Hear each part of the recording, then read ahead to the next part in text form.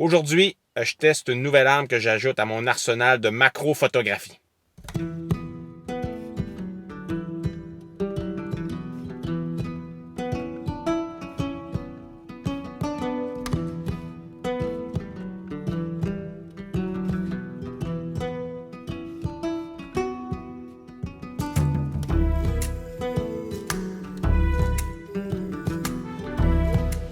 L'arme en question que je vais tester aujourd'hui, c'est un nouvel objectif. L'objectif est celui-ci. C'est un objectif Tamron. C'est un 24 mm qui offre une ouverture de f2.8. Et puis, je disais, une nouvelle arme dans mon arsenal de macro-photographie. Le rapport de magnification que cet objectif-là offre, c'est 1:2. Donc, c'est pas vraiment un vrai objectif macro. On s'est régulièrement dit dans les vidéos que pour parler de vrai macro, on veut avoir du 1:1, c'est-à-dire que l'objet qu'on photographie dans la réalité apparaît de la même dimension sur le capteur. Ça, c'est la limite qui nous permet d'entrer dans le monde de la macrophotographie. Ici, on a un objectif qui va nous offrir, qui va réduire de 50% l'objet dans la réalité. Ça veut dire que si on est capable d'avoir 1 cm, bien, ça va être un demi-centimètre sur le capteur. Donc, en macro, on aime moins ça parce que ça réduit nos sujets. Mais moi, je le trouve quand même super intéressant, cet objectif-là, parce que c'est du 24 mm. C'est du grand angle. Hein? D'habitude, là, un objectif macro vraiment polyvalent, ça va être du 100 mm à peu près. Un 100 mm. Fait que ça va vraiment nous permettre de vraiment bien montrer les détails des insectes. Je pense pas que ça va être un super objectif pour les insectes, parce que les insectes, c'est vraiment petit. Moi, je me le suis procuré parce que je fais de plus en plus de fleurs, je fais beaucoup d'amphibiens. Pour les amphibiens, là, je pense que ça va être vraiment génial. Ça va nous permettre de montrer vraiment le sujet dans son environnement, voir dans quel milieu il vit. Puis avec l'ouverture à f2.8, ça va vraiment faire des beaux floutés, des beaux bokeh. Fait que ça, je trouve ça super intéressant. J'avais déjà un objectif macro grand angle, le Laowa, hein, qui est un 15 mm, si je me rappelle bien, mais je vais vous le montrer. Et c'est un objectif qui est très, très particulier, le Laowa, mais ça permet de faire j'ai fait des couleuvres avec ça qui sont, tu vois la couleuvre vraiment avec tout l'environnement autour. Je trouve ça vraiment génial. Le problème que j'ai avec le Laowa, c'est que la distance, puis ça fait vraiment du 1:1 là, hein? C'est un vrai objectif macro. Mais la distance de travail en 1:1, il faut quasiment que tu sois à côté sur l'objectif. Donc, il fait pas du 1:1. C'est impossible de travailler avec un sujet collé sur la vitre de l'objectif. Ça peut marcher pour des fleurs, là, mais pas pour des animaux. Fait que lui, il ne prétend pas me faire du 1:1. Il me le dit qu'il fait du 1:2, mais la distance minimale de mise au point, c'est 12 cm. 12 cm, là, on peut travailler avec les sujets animaux les plus comment dire, donc coopératifs, les moins farouches. Moi, ça m'arrive des fois des grenouilles là, d'être vraiment capable d'approcher l'objectif super proche. Il y a des techniques là, pour être capable d'approcher ces animaux-là au plus près. Hein, y aller doucement, délicatement, en prenant son temps. Donc 12 cm, je pense qu'on va vraiment être capable de réussir à faire des trucs vraiment intéressants avec ça. C'est un objectif qui est assez bon marché. En fait, Tamron le vendait 600 quelques dollars jusqu'à tout récemment. Mais là, moi, je sais pas pourquoi, mais il y a des gros rabais. Puis là, je dis là, évidemment, ça dépend du moment que vous regardez la vidéo. Là, on est début juin 2021. J'ai été capable de mettre la main dessus pour 300 $. Ce qui est quand même, pour un objectif, c'est pas mal qu'on peut trouver de moins cher. Évidemment, en macrophotographie, il y a des façons de travailler en macrophotographie encore moins cher que ça, là. Les bagues d'allonge, puis les bonnettes, puis tout ça. Mais moi, je ne trippe pas trop là-dessus. Là. Fait que là, 300 $ pour un objectif macro grand angle, je trouvais que ça valait la peine. Et j'ai sauté sur l'occasion. Maintenant, je vais vous donner quelques petites appréciations qui me sont personnelles avant de l'essayer. On va aller sur le terrain tantôt, on va essayer ça. Ici, là, on est à un endroit où il y a beaucoup d'amphibiens, des fleurs. On va essayer de viser ça. Je vais même essayer des insectes. On va voir qu'est-ce que ça va dire. Les plus gros, peut-être, ça pourrait fonctionner. Les résultats seront à la fin de la vidéo. Mais tout d'abord, bon, c'est en plastique. C'est sûr que la fabrication, le matériel, il donne un petit peu l'impression d'être cheap, d'être bon marché, mais 300 $. C'est sûr que si on regarde mes objectifs Sony, ça a l'air vraiment plus solide, vraiment mieux fabriqué. Mais tabarouette, c'est pas loin de 2000 $. Là. Fait que c'est sûr qu'à un moment donné, on peut pas tout avoir. Là. Si on veut pas payer cher, ben, on se retrouve avec des trucs qui sont plus ou moins, bon, les matériaux sont bas de gamme. Ce qui me dérange plus, c'est la bague de mise au point. J'ai hâte de voir. Je trouve qu'elle n'est pas très douce. Fait que quand on l'utilise, la mise au point, on sent une petite résistance. Rien de dramatique, mais je sais pas, comment ça va réagir, mettons, s'il pleut, puis la poussière, puis tout ça. Au fur et à mesure que je vais l'utiliser, on va voir. Là, pour l'instant, jamais été utilisé. C'est un objectif qui est conçu et pensé au Japon, mais qui est construit au Vietnam, et le pare-soleil, lui, il est fabriqué aux Philippines. Hein, c'est un genre d'objectif de la mondialisation. Il n'y a aucun bouton dessus pour passer d'une mise au point automatique versus manuelle. Il n'y a évidemment pas de ce qu'on appelle les focus limiteurs. Là, ça aurait été assez étonnant.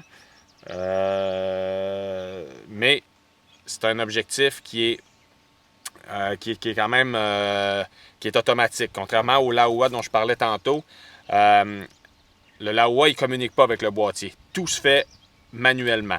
C'est-à-dire l'ouverture du diaphragme, c'est sur l'objectif. La mise au point aussi. Lui, vous pouvez l'utiliser tout automatique. C'est-à-dire que là, c'est le boîtier vous allez choisir avec le boîtier l'ouverture du diaphragme. Puis si vous voulez, vous pouvez aussi utiliser un focus automatique.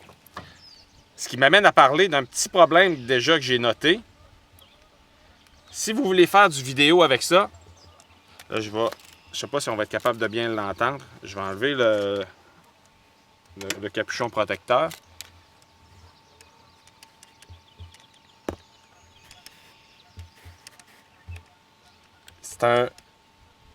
Le moteur pour la mise au point, il est bruyant. On oublie ça en vidéo.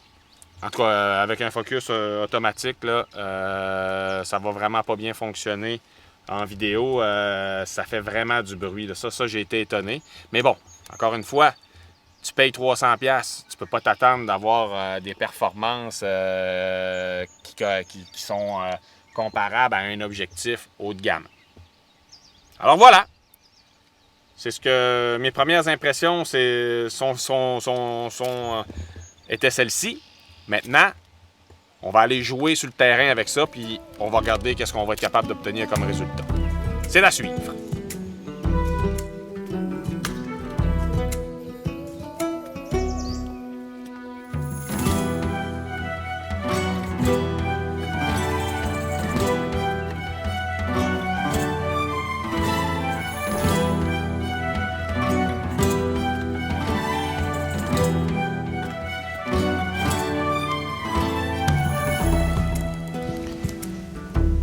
Bon. Quand je commence une sortie, je m'assure de faire rapidement des photos pour me mettre tout de suite dans l'état d'esprit de la macro. Même si c'est pas des sujets extraordinaires. Là, ici, j'ai un genre de pissenlit qui, de prime abord, la bague, ça fonctionne quand même bien. La bague de mise au point. Elle n'est pas très réactive. Mais c'est cool. Là, je suis à F2.8. C'est ce que j'aime, c'est qu'on est vraiment capable là, de faire des beaux floutés en arrière-plan. Bon, là, évidemment, il fait soleil aujourd'hui, ça fait que là, en arrière, il y a des spots de soleil qui sont assez disgracieux. C'est tellement grand angle que il faudrait que je réessaye ça par journée nuageuse, parce que là, on voit ici, ça c'est le soleil là, qui frappe là, fait que ça fait un spot lumineux qui dérange l'œil en arrière-plan. Si je me tasse comme ça, ben là j'ai comme un tronc d'arbre ici là, fait que ça dérange l'œil aussi. Bon, je travaille évidemment avec ouais, puis là c'est pas très réactif là, je travaille, hein, on voit là, j'ai mis mon diffuseur sur la branche pour me faire une ombre sur ces petites fleurs là. Mais là le problème c'est que ça place bien le sujet dans son environnement. Hein, c'est ça que je voulais. Mais je vois tous les effets de lumière en arrière là. C'est un défi là, aujourd'hui. Là. Ça serait vraiment mieux ça par journée nuageuse ou tôt le matin ou en fin de journée. Tu sais, là, il est genre 9 h. Le soleil commence déjà à être un peu désagréable. Bon, ici j'ai une genre de fleur, je pense une maillanthème. Et la bague, j'aime vraiment pas la bague, elle n'est pas très réactive. La bague de mise au point. Puis là, à côté de la maillanthème, on voit il y a une petite araignée. Puis là, on voit bien la limite qu'offre cet objectif-là pour tout ce qui s'appelle les plus petits sujets. Alors, cette araignée-là gagnerait d'être faite avec un vrai objectif macro. À ce niveau-là, c'est pas intéressant. Bon, ben, en cherchant les grenouilles, je suis tombé sur cet iris versicolore. Là, avec cette grosseur de fleurs-là, ça fonctionne assez bien, là. Tantôt, le maillanthème, j'ai eu de la misère. Plus facile, là. On a une bonne distance. Là, c'est sûr que encore on est par journée ensoleillée, c'est pas l'idéal. Oh, j'ai entendu une grenouille encore. On va essayer de faire des amphibiens parce que là j'ai essayé tantôt avec des insectes. C'est vraiment pas un objectif terrible pour les insectes. Pour les iris, ça va bien.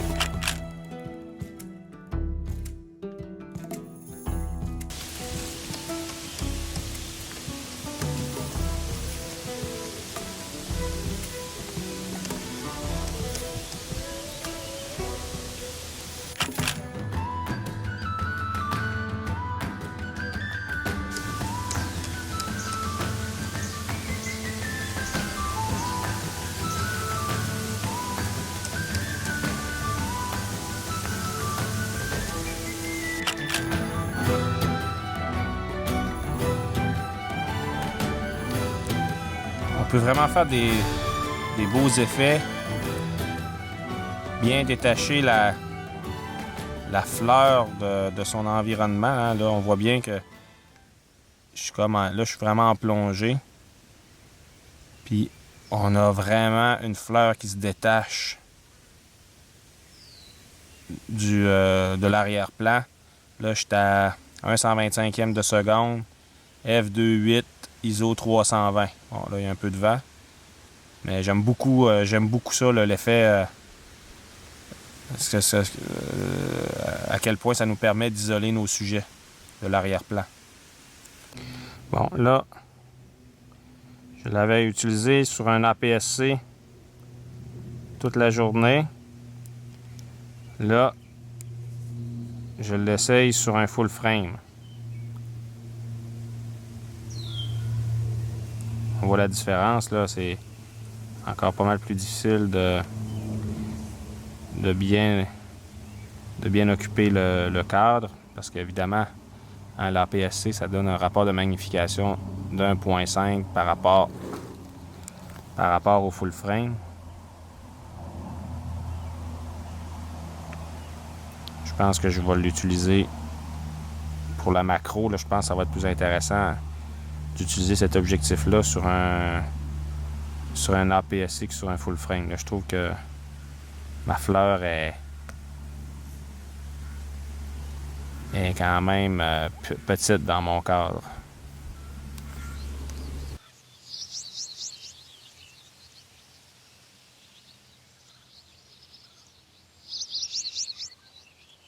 On voit la différence.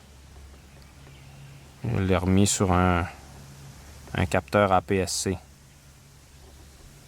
La fleur est quand même... elle occupe un espace pas mal plus important dans le cadre.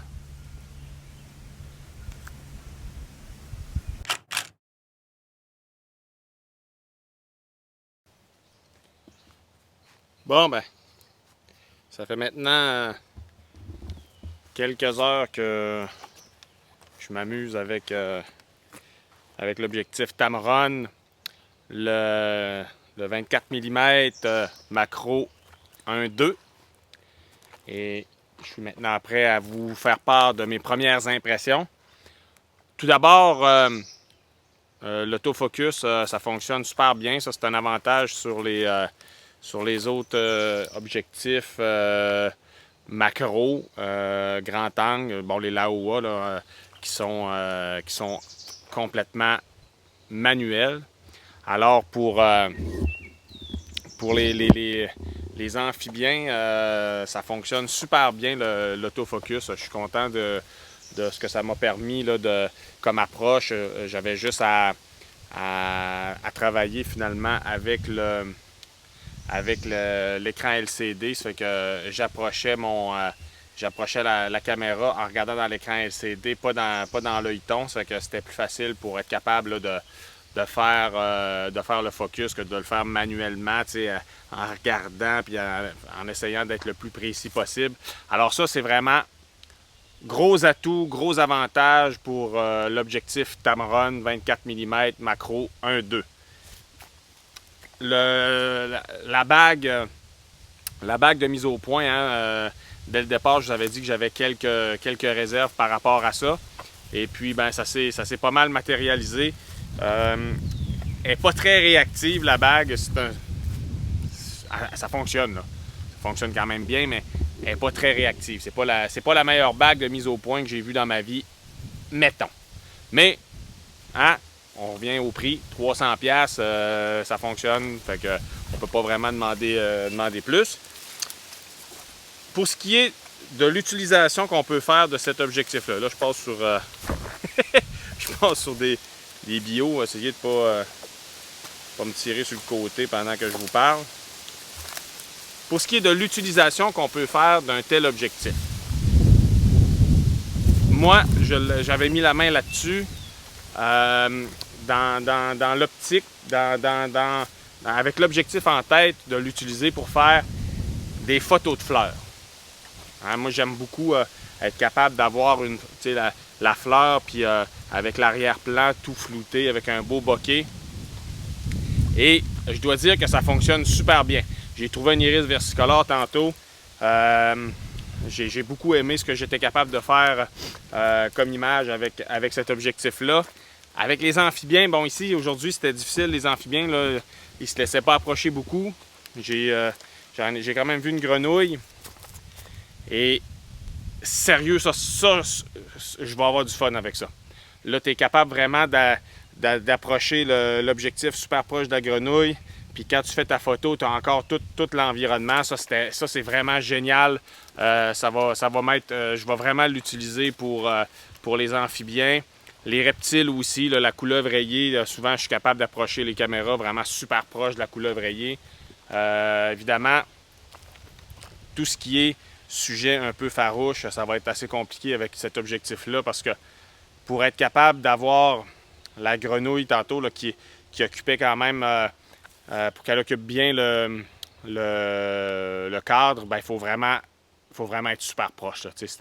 Tantôt, j'ai dû placer l'objectif, il devait être à 15 cm à peu près pour être capable d'avoir la grenouille vraiment là, une belle position de la grenouille avec l'environnement autour. Ça, c'est génial. Les insectes, on oublie ça. Hein? Ça, c'est vraiment... ça grossit vraiment pas assez pour être capable de faire des insectes. Même les plus... ceux qui bougeaient pas tantôt, là, il y avait des araignées. Ce que j'ai essayé avec les araignées, non, c'est vraiment pas... c'est pas intéressant. Ça, on est vraiment mieux d'y aller avec si vous voulez faire de la macro grand angle pour les insectes. Puis on s'entend que quand on dit macro grand angle et insectes, c'est toujours très compliqué parce que les insectes sont tellement petits. Il faut quand même qu'elle occupe suffisamment d'espace dans le cadre, que l'insecte occupe suffisamment d'espace dans le cadre pour que la photo soit agréable à l'œil. Évidemment, on veut voir l'environnement autour, mais on veut quand même que l'insecte soit assez gros. Là. Fait que pour ça, c'est clair et net que le Tamron 24 mm, ça ne fonctionne pas. Moi, je vais continuer quand je vais faire de la macro d'insectes, macro grand angle d'insectes. Je vais continuer d'utiliser le Laowa, comme je disais, je pense que c'est 15 mm. Là, 15 mm qui fait du 1-1. Sinon, difficulté avec cet objectif-là, c'est la gestion de la lumière environnante.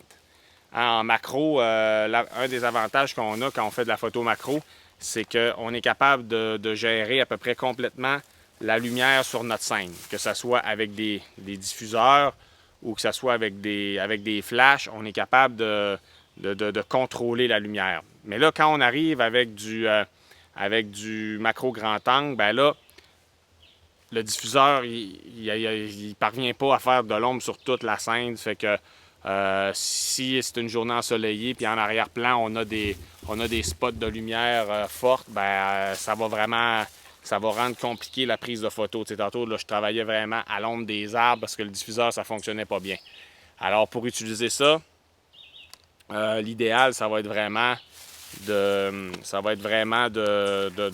sortir quand la lumière est belle. Hein? La macro, moi, souvent, je sors, même si on est en plein milieu de la journée par gros soleil, je sors souvent en macro quand même parce que avec le diffuseur, puis on est capable de gérer notre lumière. Mais là, tantôt, là, souvent, c'est comme la grenouille, là, je réussissais à faire une photo de la grenouille, mais en arrière, on voyait que la scène était fortement éclairée. Alors, gros défi. Tout ça pour dire que j'ai trouvé que c'était un objectif pied léger. Hein? Donc, super agréable à utiliser. C'est léger. L'autofocus fonctionne bien. La bague de mise au point pour le manuel, bon, elle pourrait être mieux que ça, mais c'est pas dramatique. Puis pour le prix, moi, sérieusement, si vous voulez faire de la macro avec l'environnement, pour les fleurs, c'est vraiment génial.